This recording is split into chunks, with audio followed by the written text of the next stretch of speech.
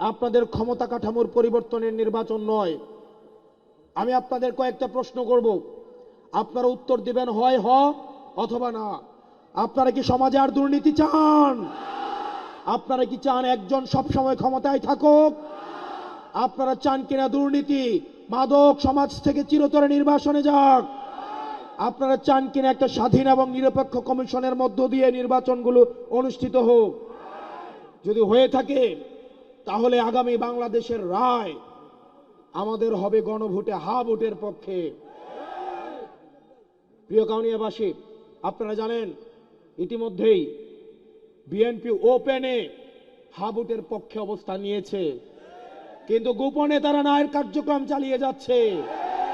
এই ওপেন গোপনের খেলা বন্ধ করে জনতার কাতারে নেমে এসে গণভোটে মুখে যেটা বলবেন কাজে সেটা করে হাকে জিতিয়ে আগামী সংসদে আমরা ক্ষমতা কাঠামোর ইতিবাচক পরিবর্তন করব ইনশাআল্লাহ। আমরা দেখেছি ওপেনে জনাব তারেক জিয়া হা ভোটের পক্ষে অবস্থান নিয়েছে, নাহিদ ইসলাম হা ভোটের পক্ষে অবস্থান নিয়েছে, ডক্টর শফিকুর রহমান হা ভোটের পক্ষে অবস্থান নিয়েছে, এবং বাংলাদেশের ফেসিবাদ বিরোধী রাজনৈতিক দলগুলো হা ভোটের পক্ষে অবস্থান নিয়েছে। অত্যন্ত পরিতাপের বিষয়, ভারতের যে রাজনৈতিক দলের বাংলাদেশ শাখা জাতীয় পার্টি না ভোটের পক্ষে অবস্থান নিয়েছে। এই জাতীয় পার্টিকে এই 12 তারিখ তাদের আনুষ্ঠানিক তাদের দাফন সম্পন্ন করতে হবে ভোটের মধ্যে দিয়ে। তারা অলরেডি মৃত। 12 তারিখ হবে তাদের জানাজা।